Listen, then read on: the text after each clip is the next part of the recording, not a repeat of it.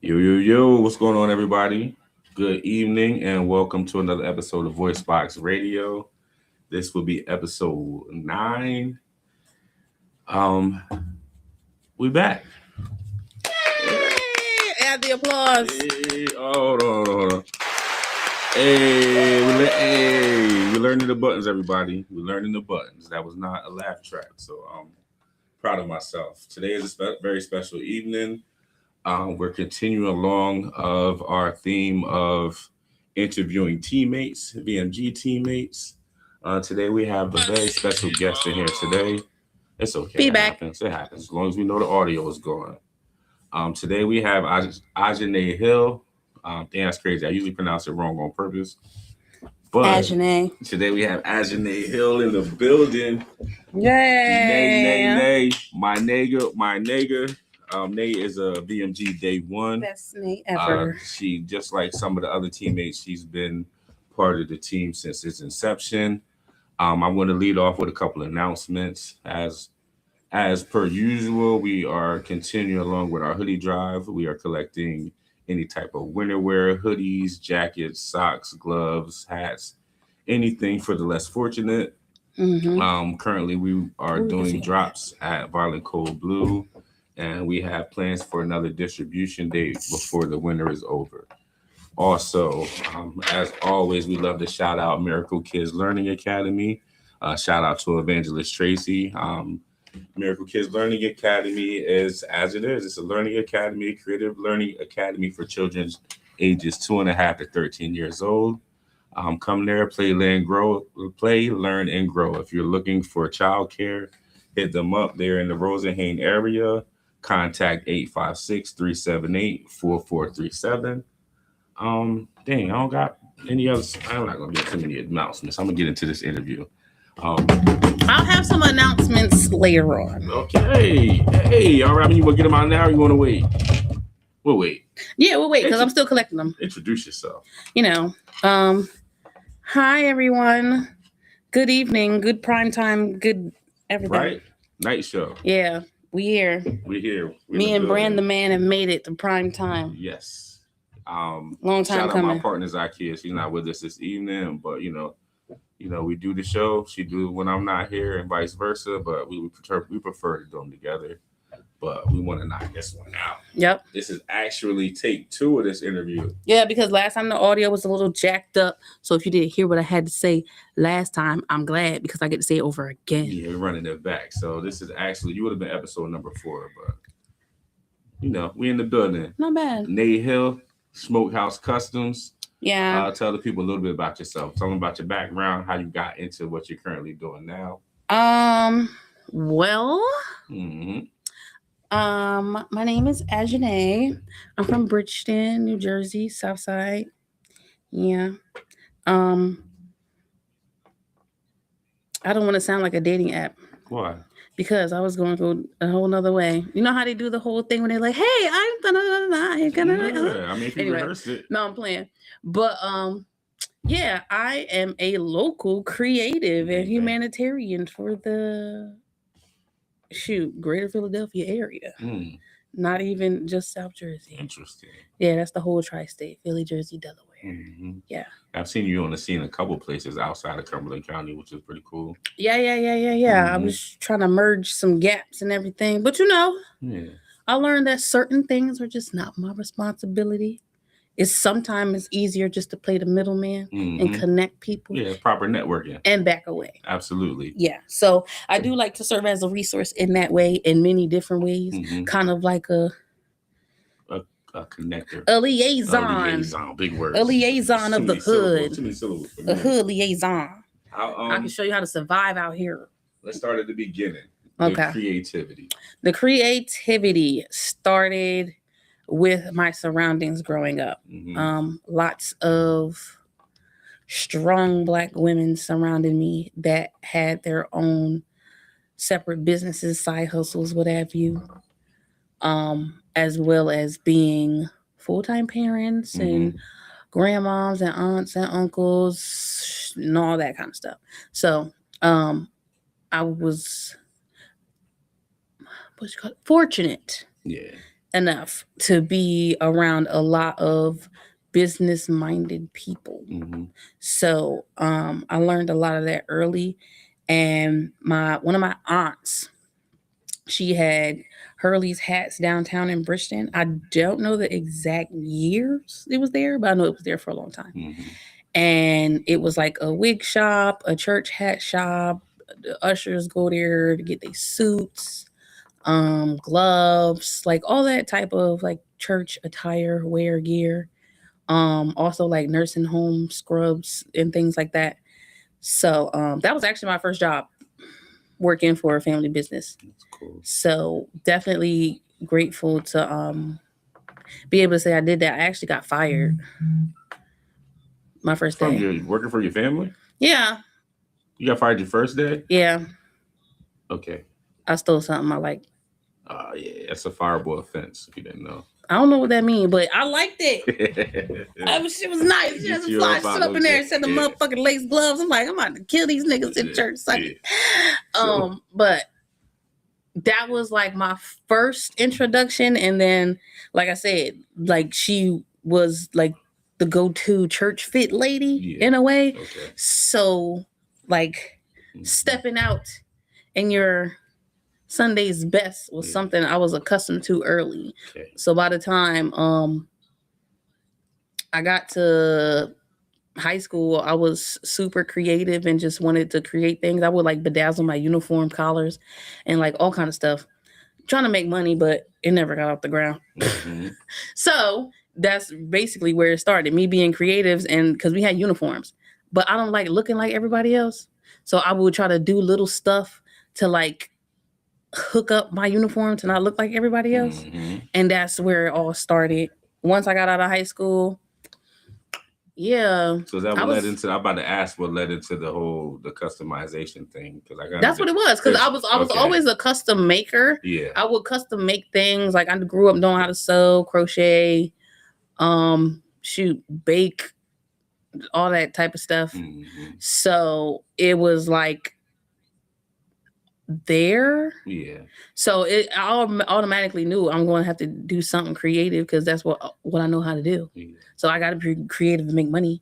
So one day I'm just out there tie-dyeing my life away, and Nard hits me up like, "Hey, I like your work. I want to work with you, blah, blah, blah."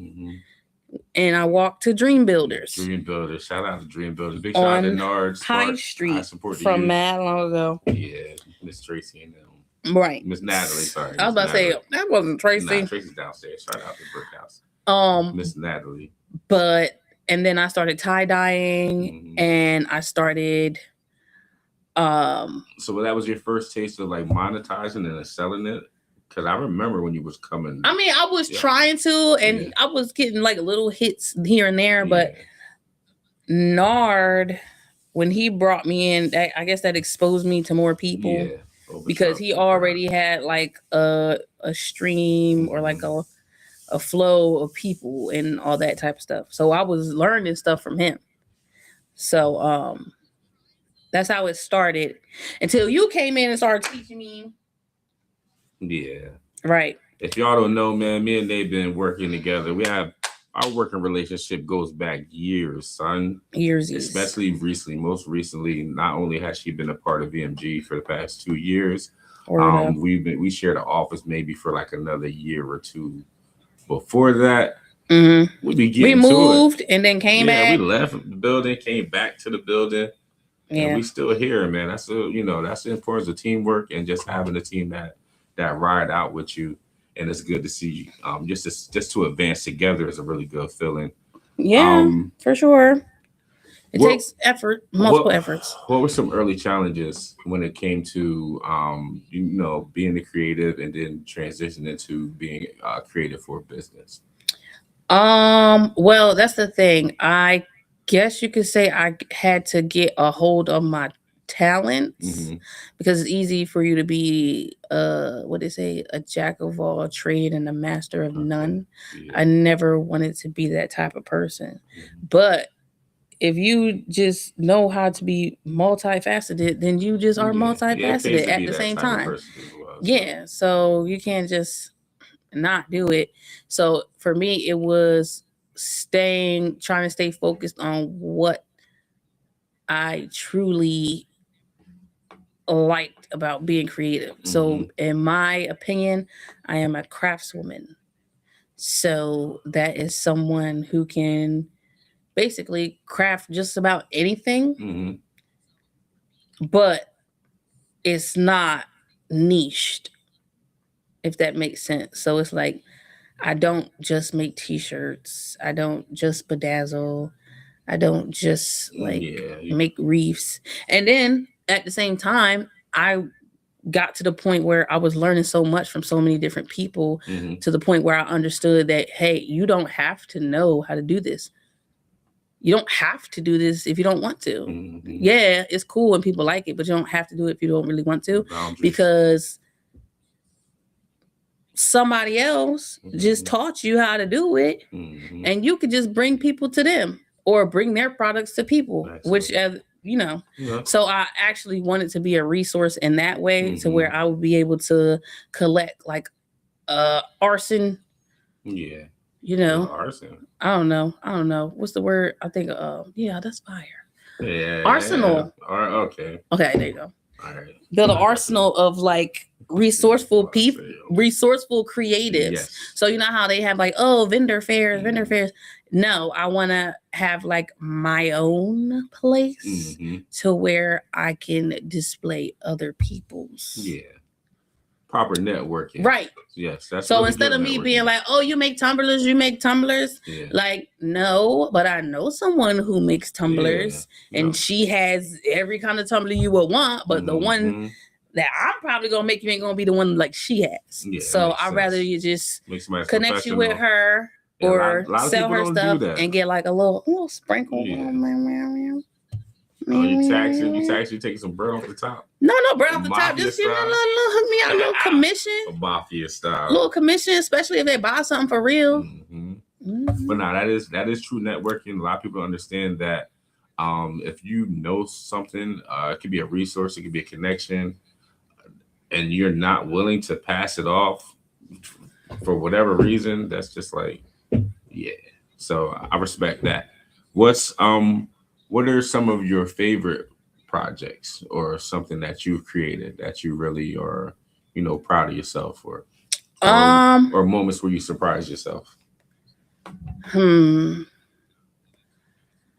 I would say right about now, because I'm going through another transition, because that's the fun part about business and growth. Yeah. The transitions don't really stop. So it's like going from one phase to another, like growing up in business, basically. So focus and categorizing things was good for me. So what's a good highlight? Well, I will say, before, I was very good at like stealing people's art and plagiarizing it and just putting it on a shirt and selling it. Oh wow, interesting. Y'all, I was really good at that. I might not have admitted that on air, but we'll ride with it. Anyway, but I realized, I'm like, this is cute, but like, this is not me. This is not a representation of me. So I have been working on my own graphics that'll probably drop in 2026, working on the spring. But that's the thing. I learned how to make the shirts. I wanted to learn how to make the shirts, but as I learned, I'm like, okay, I'm not a t-shirt maker. You learn this so that way you can get your situation started with what you really got going on. Exactly. So, do you have anything with you that you made yourself personally? Yeah, I have a few things. I'll show you. You want to show the class? I know you got some stuff that you resell, but. But no, I have some stuff I'm gonna show, but I just want to focus on making my collection more me and relatable to more of my audience, and I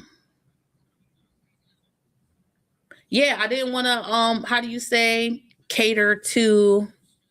Is that your phone out here? Yeah. Turn it down. It is down. No, it's that.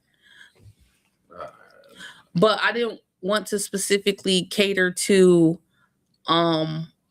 one thing at a time. So I didn't want to be a t-shirt person for sports, or I didn't want to be a t-shirt person for concerts, or I didn't want to be a t-shirt person for just only family reunions, like stuff like that. So I really just wanted to learn how to make t-shirts so that way I could make my own t-shirt line. Yeah.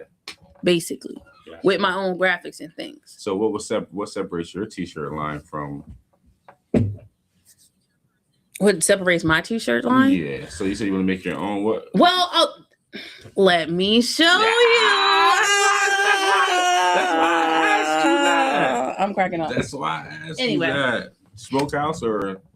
Okay. Yes. So first of all, let me push this out the really quick. This is my favorite part of the interview. So, can you see me? Yes. All right. Yes. Bet. This here, I do plus size too, ladies. Don't play around. This is a plus size shirt, okay? This is an image, and it says all the pretty girls roll like this, right? This is a basic standard green 4X t-shirt. Yeah, my shit looks pretty big, but hold it up. So yeah, it's a 4X t-shirt, right? And that's the logo that you designed? That is a logo I borrowed from somebody else. Sorry, but it's very nice. It is very nice. So what I do is, if someone wants a remix of a color, I'll do this. Bang, bang. I'll take the plain item or whatever, and then I'll reverse tie-dye it or bleach it. Yeah. And then later on, after it's done processing, then this same image will be put onto the purple shirt to make it like a remix version. So that's what stands out. That's what I was asking. So right. Tie dye. So what is it about tie dye that you like? I know you do fabric paint and all types of stuff. What is it about tie dye that you like, and what are some other methods of creativity? I like the messiness and destroying and distressing of it all. Interesting. So, ever since a kid, I was always breaking stuff down and putting it back together. So that's really what it is. But I guess you would say like my fashion sense is more of something that's like more abstract, more city style like.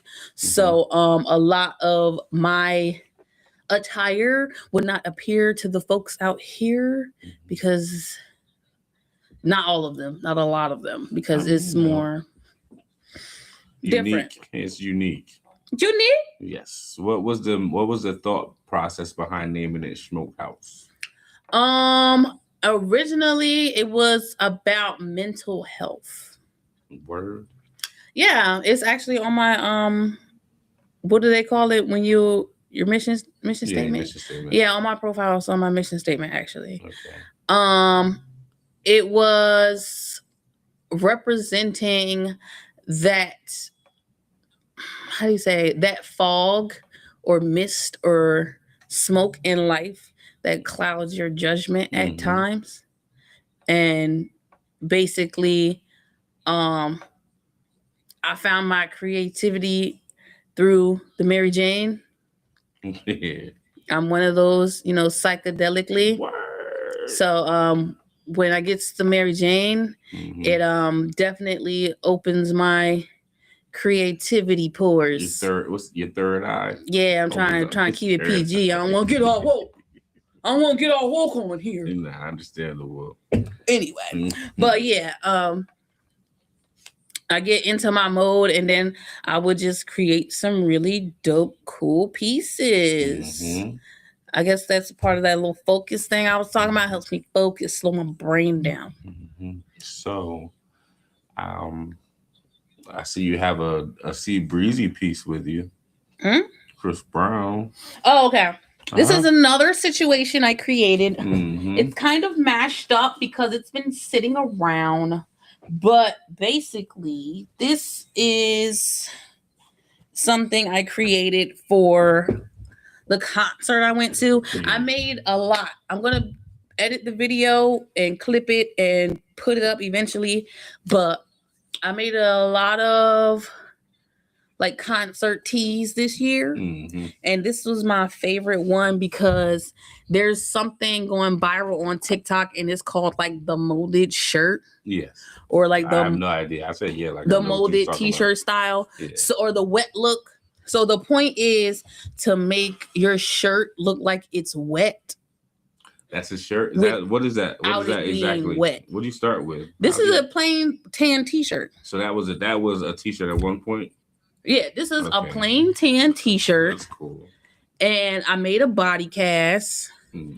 And I put, I made the t-shirt. I put Chris Brown, the favorite picture I wanted, on there. And then that's when I added the glitter and the epoxy. Okay, that's where the epoxy onto the body cast and let it harden. Wait, what? All right. We have to make a body mold. Your own body? Yeah. Okay. Because my mannequin is a small. You really think my I would have been there looking tight. My outfit would have been only in the middle. I would have been looking crazy. Yeah. All right. Okay. So I had to make it fit my boobs and everything. Mm-hmm. So like I put a jersey underneath, like a jersey dress, but I didn't want to wear an actual jersey dress because I knew everybody was gonna wear that. So that's why I put the little creative mold on top of my jersey dress and then rocked it out like that. But yeah, this was fun to make. I can't wait to make another one. Cardi B's coming up, so we'll see who orders one or gets molded or whatever. That's shout out to my cousin who helped me. With the mold. Yup. What are some other pieces that you created that you kind of memorable pieces that you kind of came up with yourself? Memorable? I don't have my jeans up here. Mm-hmm. I went to the Beyonce jeans. Yeah, I went to the Beyonce concert. I made my outfit for that. Mm-hmm. I had the like the foil flakes, and I had a black denim outfit, and I put the foil flakes all over it, and then I put some silver fringe trim all the way across the sleeves, so all of my sleeves was like sparkling, bedazzling. That was fun. Mm-hmm. Yeah, anything like festival like or where it's going to be like crowds of people that creative with their outfits. I feel like that's my time to shine because that's what I like. I like the loud, flamboyant, quote unquote, tacky things. I wouldn't call it. Yeah, that's the word that they use. All the big, gaudy, chunky, flashy, all that is considered tacky. So we Black, I love that tackiness. Tackety tack tack tack. Tackle. Not wrong with getting your tack on. Tackle. Other than creating your own pieces, you have a penchant for thrifting and finding gems or finding diamonds in the rough. What led you into that, into the thrifting and the resale? I know you do. You do resales. You're at the flea market. Stuff like that. Right. What's that? Yeah, explain that aspect of what. So, I know for a fact I want to sell clothes. I never saw myself not selling clothes. Mm-hmm. So, that's always like in between when things wasn't working and ends needed to meet and here needed to be there and Paul or Peter wasn't around to rob. I could definitely like sell some clothes, whether it was my own. That's how it started. So I had a real broke spell at the beginning of my adulthood. And like, I'm just not the type to be broke. I don't care what it is. I'm not the type to be broke. So I will go through all of my own nice items. And then I will go to Plato's Closet. Mm-hmm. And I would. What is Plato's Closet? Plato's Closet is a consignment store. Okay. So that's my aspirations. Yeah. But this is something I've grown up doing with my family members. So at this point, I know it was my first time doing it by myself alone with nobody there with me. And you decided to start selling shit. Huh? Yeah. So I'm like, I need money to pay this bill. And I'm like, I don't have nothing. It's like, well, you better figure out how to make some money. And I'm like, well, shoot, cutting that cat. I ain't built for it. So we gonna sell some clothes. So he funny. Shoot. I saw I could make a little bit of money from there. And then I'm like, okay, cool. But it's just like, I literally buy this stuff and wear this stuff. And then every time I clean out my closet or the seasons change or I don't want it, I get rid of it. And it's just like, dang, I continue and continue and continue. And they always take my stuff. It's not like they never going to say no to their consignment store. Yeah. So I'm like, I could do that. Yeah, you could be. I wish it started with. I wish it was a Plato's closet in my hood. Yeah, that's how it started, and then I'm like, ding, light bulb. You became the Plato's closet in your hood. Exactly. So that is the aspiration, to be a local consignment shop that pays you for your clothing items if they are up to par, and we also resell them, as well as people that do have things to offer, such as hats, or maybe, I don't know, you make belts. I don't know, you make fans, you make chip bags with people's faces, whatever it is. Like, I would like for you to be able to come in and be like, hey, I would like to rent this much space to display my hair oil. Yeah, it's like pop-ups or my earrings. Yeah, cool. Kind of like, you know how the spot works. Yeah, kind of like the spot and Plato's closet together. So you can come in and do either or. You can come in and do consignment and do some money like Pawn Stars a little bit. Yeah. Or you could come in, shop, get gone, or you could come in and get a custom, because that's the point. Everything is going to be custom, whether it's made by me or not. It's the customs. I'm just the person that holds all the customs under the umbrella together. That makes sense. Smokehouse. What are some of your favorite finds? What are some stuff that you find while out and about and thrifting that you're like, damn, this is... I like them sneakers, man. I ain't gonna... Oh, thanks. Yeah. I'm not even thinking. Yes. So those sneakers are for sale. Oh, this here? Look. This is an example of a consignment item. So someone's like, hey, I have these to sell. I don't want these anymore. And I'm like, okay, cool. So once these actually find a home, it's up to them if they want some or not. Yeah. I just offer now. Yeah. They don't always accept it, and I don't make them. Oh, so you middleman the sales? Or how's that? No. So I sell them. Yes. So say this is your shoe. You say, hey, I'm cleaning out my closet. Yeah, I don't want these no more.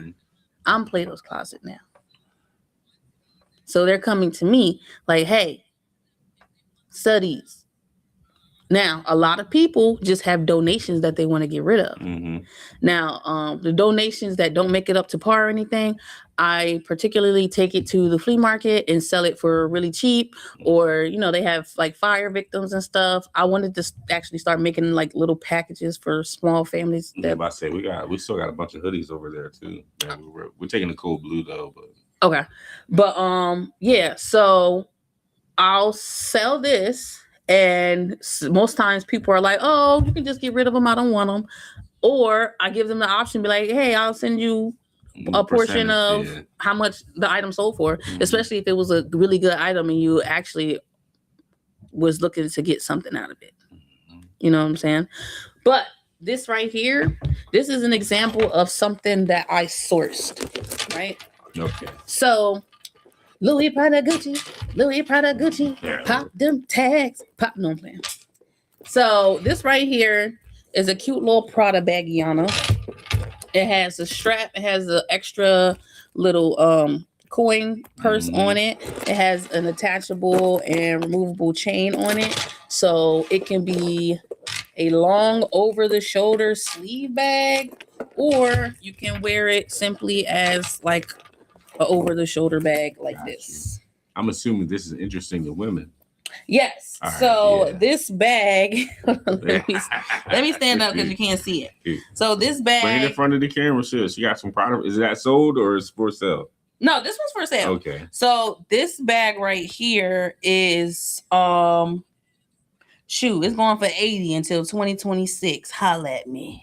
But no, it can be a shoulder bag like this with the chain, and then you can remove this one. Yeah. Or you can just wear it long way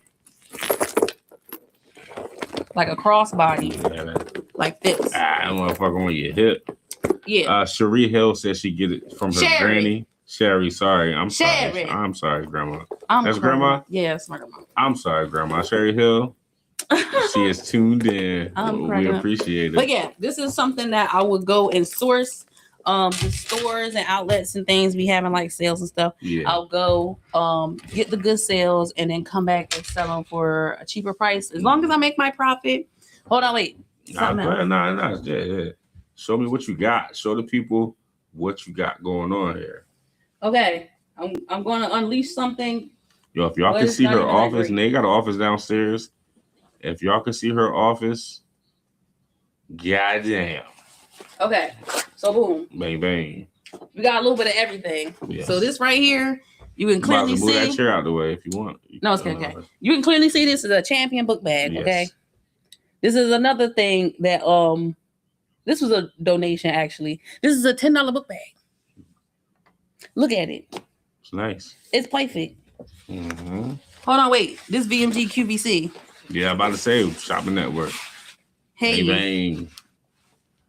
We outside. But yeah, I source items like these and I sell them for dirt cheap. Why? Because a lot of this stuff is dirt cheap elsewhere. Mm-hmm. And then reflexes. She was slow. Yeah. Nah, you got it. But now and also. But I kind of want to get people out of the mind of, oh my gosh, expensive things are expensive or nice things are expensive because they're not. That's how I started my thrifting journey. Yeah. I like Ralph Lauren. I like Abercrombie and Fitch. I like Hollister. I like the mall brands. I like Chico's. I don't know what Chico's is. But... Chico's, it's like dress pants and things, whatever. I'm uncultured. Although, no, okay. Yeah, I know Carhartt-ish. Yeah. Up there with Carhartt in them. All right, cool. Yeah. Up there with Carhartt in them. So, I love going and finding the good mall brands because sometimes a lot of mall brands are so expensive. Like Zara, I got a lot of Zara. I got a lot of ASOS. I got a lot of H&M. Like stuff like that. Forever 21, I'll grab some pieces if it's cute, but not all the time. But a lot of those brands that are like going out of style or out the way, and ones that are up and coming. Again, True Religion. Every time I list something True Religion on eBay, it never goes. So, yeah. I mean, it never stays. It never stays. It goes like immediately. Yeah. Got you. But yeah, I be having good quality stuff. Like, for example. Yeah, you want to show some pieces that you got? This right here. Yes. Yeah. This is, I got this from a thrift store, actually. This is a brand new size small. Men's, right? Oh, Guess. Men's. Yeah, it's a Guess, what you call it. It retailed for $59. And it came from... PacSun? Yeah. It came from PacSun. But my thing is this. This is why it was at the thrift store. Because how does it say Guess and it has a PacSun tag? Yeah. What the fuck is going on? So now that lets me know that PacSun and Guess are owned by the same company. Or they in cahoots somehow. No, they're probably owned by the same company. Yeah, I wouldn't be surprised. And Express too. So how much would you let that go for? $10. See? This is retailed. This is retailed. It's on the tag. Let me get in the camera. Yeah, show them. Show it, man. Okay. So this right here. Yes. This is retailed at $59. And it says PacSun on it. Right? But it's a brand new, not worn Guess t-shirt. Guess Los Angeles. $10. Interesting. Gotcha. What else you got over there? I see some plaid. Some plaid? You got kids stuff and everything. Yeah. These are examples of some sourcing items. Oh, my son and needs. Also my son needs donations as well. So like something that was donated, I'll probably let go for $1 or $2. But something that's like brand new like this, I'll probably let it go for like $5. Gotcha. Because it's kids' clothes. I'm not breaking nobody's bank for no freaking kids' clothes. Children's Place. What's this one? Grandma's. Sheen. Got that lumberjack. Sheen? You got a Sheen? Little baby lumberjack. Baby Sheen. Yeah. So let me show you a pair of jeans. A few pairs of jeans. I go all sizes from little kid to your grandmammy. Yeah, I see you had that 4XT over that motherfucker. Yeah. All right, so here goes some jeans. These are Sofia Vergara jeans. That sounds fancy. Sophia, the lady from one of them. Oh yeah. I know her. She got a clothing line. Yeah, at Walmart. Modern Family. Yeah. Modern Family. Yeah. She had her jeans at Walmart and Target, I believe. But you know, when they go out of season, these are retailed at $29.50, and they're a size 18, right? Size 18. Who don't need a brand new pair of size 18 jeans? That's kind of small, isn't it? 8. Look how wide this is. It's women's jeans. It's all women's sizes different. Exactly. I'm sorry. I'm about to say that's some little nigga jeans. I'm cracking up. Ain't no 38. That's an 18. Okay. And then boom. That's I got cool. these Hollister jeans. They're patchwork, clearly different patches of denim. Yeah, I like that. This is a 9L. So basically like a large 9. All right. That's all. And then they have like the cute little like straight leg fit. I have more plus sizes as well. And then this is like a petite pair of Guess jeans. They're acid washed. And I sourced these as well. But yeah, some stuff is used, some stuff is new. But either way, I still try to shop for the better quality stuff. Yes. So with the space here, you have something that you have going on Tuesdays. You want to tell us about Tuesdays a little bit? Honestly, I believe the Tuesdays may be a seasonal thing. Okay.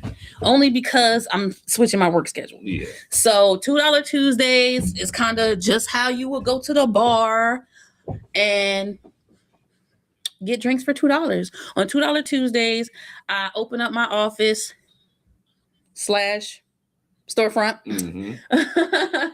and I drop everything down to $2. Something that a Goodwill or a Plato's Closet or something like that would do. So the items that are up for sale at the time, I'll lay out and let people come in. Or sometimes people just like, oh, hey, I saw this on your marketplace. I want to pick that up. And I'll just be here. I'm like, okay, cool. You can meet me at such and such address. Or if I'm not here and they cash at me the money, I'll share the Dropbox location. But yeah. All right, just to pivot real quick, you spoke on your community work. I just want to throw that in there with a question involving your participation and membership as a member of EMG. Well, I have some deep-rooted philanthropist goals and roots because, you know, growing up in the church, junior usher board, step teams, all that. Jesus. Yeah, it would like it molds you in a way that you don't even know. So, you know, working in the kitchen after every church service or after every funeral, like it makes you accustomed to a certain thing. And I just kind of, you know, was raised on community and everybody like helped each other and stuff. So when I got older and it wasn't around or there or resources and everybody dying, I'm like, okay, well, welcome to the new school. Right. You're here. You're an adult. What are you going to do? How are you going to leave your mark on the world? Yeah, legacy. You know, when you're born, you get this date and you get this date. All that matters is what you do with the dash in the middle. That stuff. Yeah. What are you doing with your dash? What are some things that you've been involved in over the past couple of years? Little Dasher. That's what? What have I been involved in? I've been involved in a lot of. Are they called? What are they called? Like celebrity pop-ups? Pop-up shops. No, like what do they call me? Do the things? What you mean? Us? Yeah. Oh, the events we covered. This event coverage. Okay, so we did a few event coverages that I actually had fun doing because, you got some interviews out of it. Yeah, I always knew that I would be around celebrities somehow, some way. I just didn't know if I would be like the costume maker or actress or whatever. But I'm sneaking in the back door with the clothes, but I should have been knew that. Yeah, absolutely. I should have been knew that. Yeah. How does being part of a media outlet play a role in your overall goal and what you got going on? Because it gives you access to more people, a platform. I mean, you can do things on your own, but you can't do everything on your own, especially when you're talking about the certain levels that you want to be at. If you're okay being on the local level, all right, okay, cool, that's fine. Do it locally, which is what I'm doing now. But eventually, it's not just going to be local. It's like expanding, building, growing. Yeah. So when you came on the team, we actually considered you the baby. Yes, because you were the youngest. So now I'm bringing in the youngest. Yeah, now that we have, I was a little gateway for y'all to get some little attraction. Now that we little old heads lost connection with the youth. You the youth. You the middleman for the youth. I'm over 40, so yeah, new middleman in town. What's good? All the middlemen's comment on this, share, subscribe. We got things, communities to raise, and kids to keep out of jails, and out of foster systems, and out of prison systems, and out of old men's sheets. All of that. All of that. What? Hey, America trying to force it. It is. We want to talk about it. Drop the bomb on him. Drop the bomb on him. These is backed up conversations. Drop the bomb on him. Trying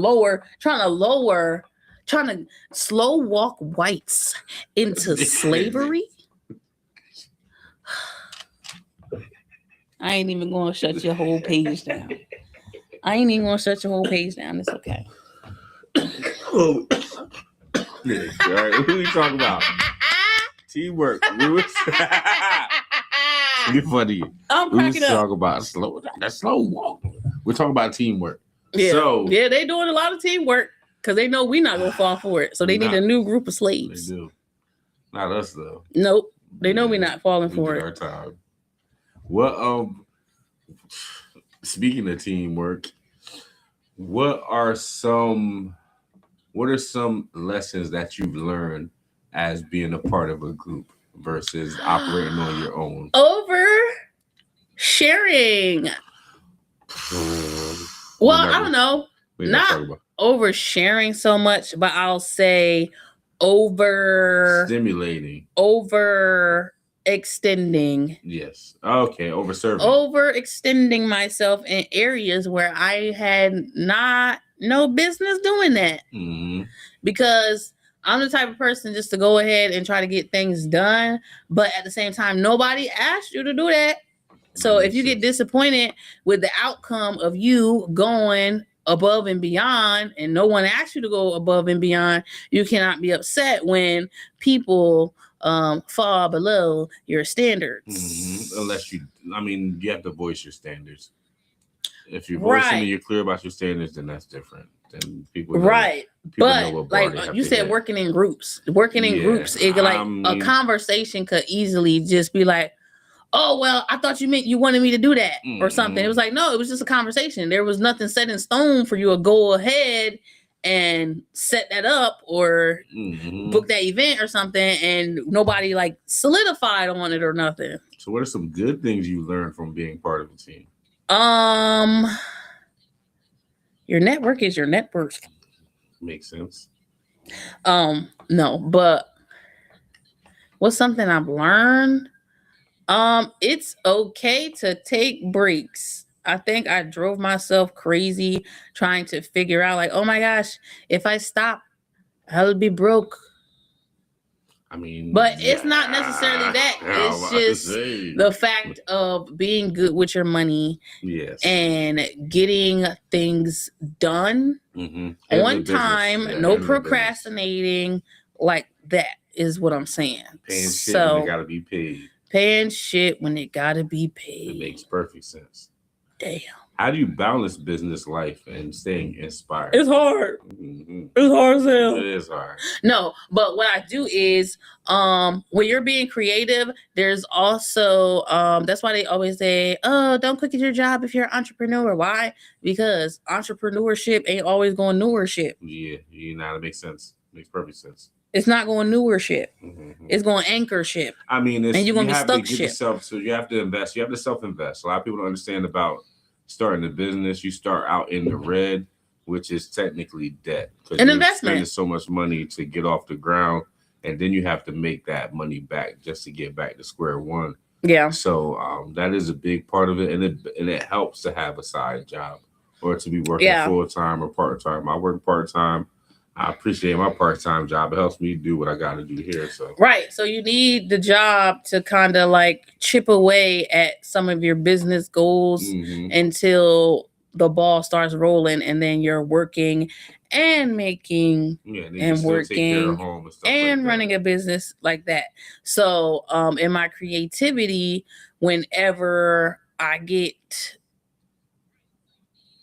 exhausted or burnt out or lose my spark, I just go back to work. You know why? Because I hate it. And you hate work? What? I'm an Aquarius. I'm not built for that. Job. A job? I don't need no job. Niggas got a job. Anyway, but I go to work, and I go to work a lot to remind myself how much I hate it there. I go there to remind myself how much I hate it there. And boom, I all of a sudden just get the urge to be creative. And that's how it goes. I mean, how do you... Not your fingers in the camera. Is it? Yeah. It's not no more. I tilted it though. So rotate that thing back. 1 second, fam. How are you watching the interview and doing it? Because I'm trying to keep up. It's delayed. So like I know it's gonna be a section where I'm just sitting there not Come on. That nigga gotta get We're professionals. This rarely happens. Batty, shut up. This rarely happens, y'all. What does that mean? Trust me, you don't want to know. I don't think I do. I do want to know. Nah, don't talk about that. All right, so we talked about, the importance of, okay, hold on, there we go. How do you handle your tough moments? Keep pushing forward. How do I handle my tough moments? Figure out how to make some money. Mm-hmm. That always help me figure out testing 1, 2, 3. You don't meditate or anything like that, or it's creative. I create when I that's what I'm saying. Creating is my therapy. Working with my hands is my therapy. But at the same time, I also felt like I was lacking one skill. I was a good creative, but I also understand that creatives are very messy and can be very messy. Why? Because their mind is here, there, and everywhere. So I'm just like, it's time. It's something I held out on doing for a long time, but I had to hone in on my. Is my mannequin? You what? Is my mannequin tilted? I mean, why it look like that? When you took your glitter bustier off of that nigga, it kind of. Oh my god! Anyway, don't look bad though. So, yeah, I'm like, okay, I'm a creative, but I can't seem to keep all of my creative stuff organized. Why? Why is it not organized? So I went back down my cleaning path and started up an additional cleaning service. So along with me being a creative now, I'm also a cleaner. Gotcha. So with my creativity, I don't get stuck in that funk of, oh my gosh, now I got to clean this up. Yeah, it's kind of your job to do it. So exactly, because you have to clean up to start a new project. So that's why I became a cleaner. So that way that kind of it could be hand in hand. Mm-hmm. It could be like a seamless effort to continue to, how do you like doing the cleaning thing? What kind of that's my meditation. It's very therapeutic for me. I told you I'm good at putting things together and deconstructing them. So taking something and making it look brand new is like kind of my thing. Even with sneakers, I'm working on a pair of Air Jordan Flights something. There's a hole in them in the fabric. So I'm going to do some videos and see, or I'll go to the sewing class across the street and see about properly sewing the hole back up so I can clean them up and relist them back on eBay for maybe like $60. What's some, because they are one of those collectible shoes, and I heard that the most recent Jordans was given like grandfather Jordans or like Uncle Barbecue Jordans. The Gammas. Talking about the Gammas. The Yo Gabba Gabbas. They was going after them Gammas. They was going after the Yo Gabba Gabbas. I was cracking up. Yeah, them Gammas. They said these granddad shoes, and now white woos and black woos is dad shoes. That's old head sneakers. Nah, yes, they is. Them old head sneakers. That's what I'm telling you. So if you wear them and they start looking at you and clowning you, they know you an uncle. Don't wear them. What? Don't wear them woos. They don't dictate the market though. They do. Why you think it's like the way it is now? Walmart shoes? No, woos. No, I'm saying niggas. Y'all wear like y'all. Oh, the Addies. Yeah, that's what I say. So the Asics. We're not listening to people like that. Yeah, but okay, that's fair. I understand, but that's fair. Yeah, we still outnumber y'all. We in charge. That's fair. Millennials, baby. Throw them M's up. I'm not talking about me. I'm talking about them little ears. Oh, I wasn't talking about me. I'm talking about the ones underneath. Oh yeah. So you're pretty mature for your age. So yeah.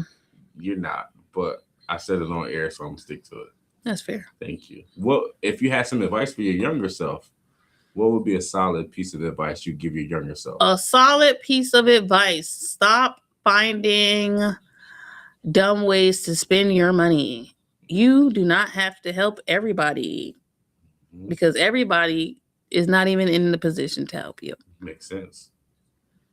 I mean, boundaries. Boundaries are very important. Yeah, definitely had a lack of them. Yeah. That's a lot of people, they know you're that over giving type of person. And, that some people do prey on it and whatnot. And it's up to you to wake up and cut that cord. Yeah, and use your better judgment just going into those situations.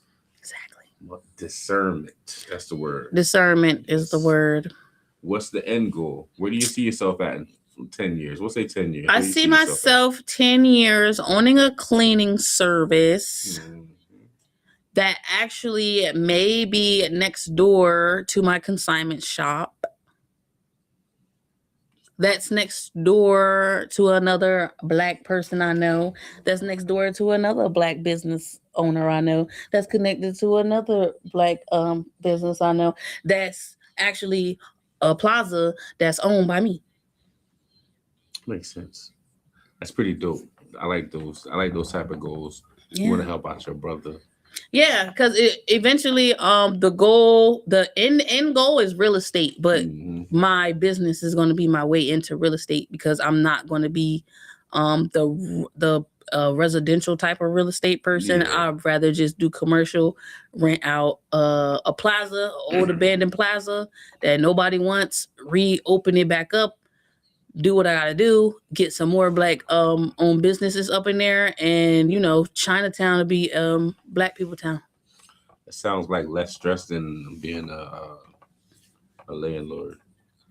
Yeah, because it's businesses, so it's not just people like, oh, I need a place to live. It's like, no, I need a means to survive. Make this money, take it serious. Right, I need a means to survive out here. Where is that? And so, but that's what I was reading up on today. That's how the Asians have Chinatowns because they got to where they got to and were discriminated against, and they found those areas in the city that were abandoned and ugly and that nobody wanted because it's dirt cheap. buy up all the spaces. Everybody owns everything. All the families know each other. And then boom, you have a Chinatown that's like 2-3 blocks of just Asian,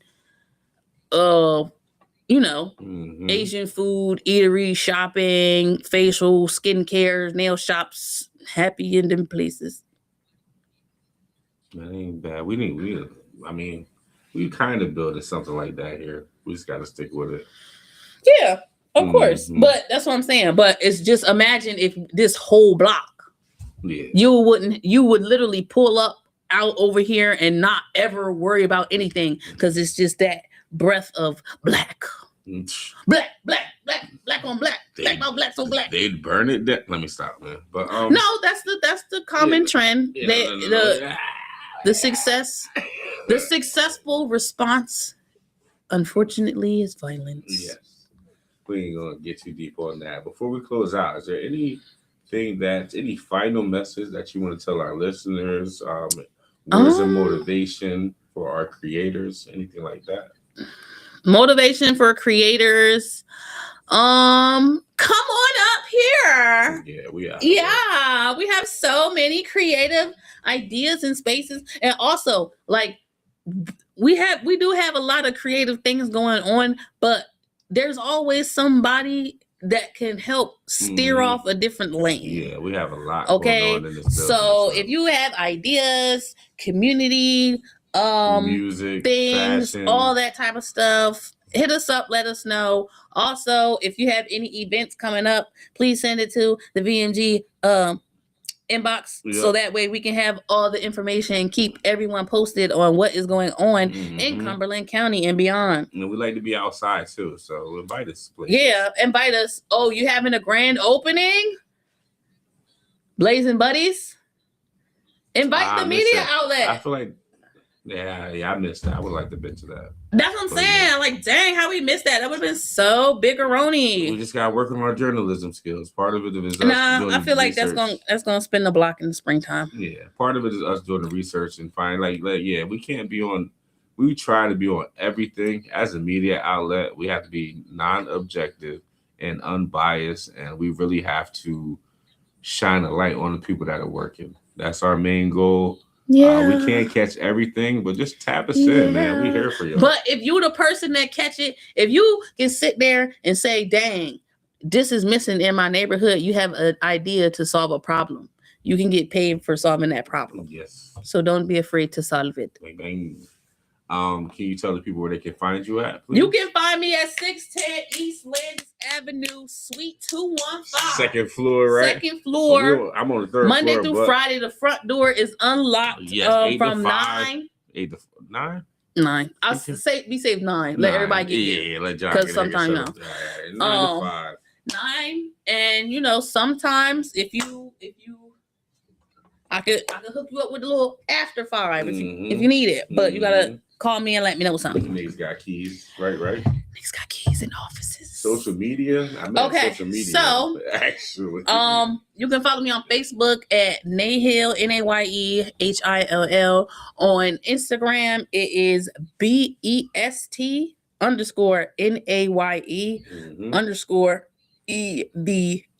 _EBER. That's best Nay ever on Instagram. Also, Schmoke is with a H. SHMOKE. The logo right now is purple and white. It will stay purple and white, but the logo is changing in 2026. Hey, rebrand. And that's the importance of growth. Because the logo that I have right now, I hate it. I can't stand it. But the thing is, you have to start somewhere to be able to say, oh, I don't like this, remove this, add this, blah, blah. Yeah. So I'm happy about the new logo. The new logo will be put on the shirts as one of my collection drops. Merch. We got Smokehouse merch around it. I'm cracking up. But yeah, I appreciate you coming out. You're welcome. Coming upstairs. You're welcome. And setting up and showing people what you got going on. You're welcome. We appreciate you being a valued member of VoiceBox Media Group. This has been VoiceBox Radio. And I am Breeze. Some people like to call me B. And we out of here.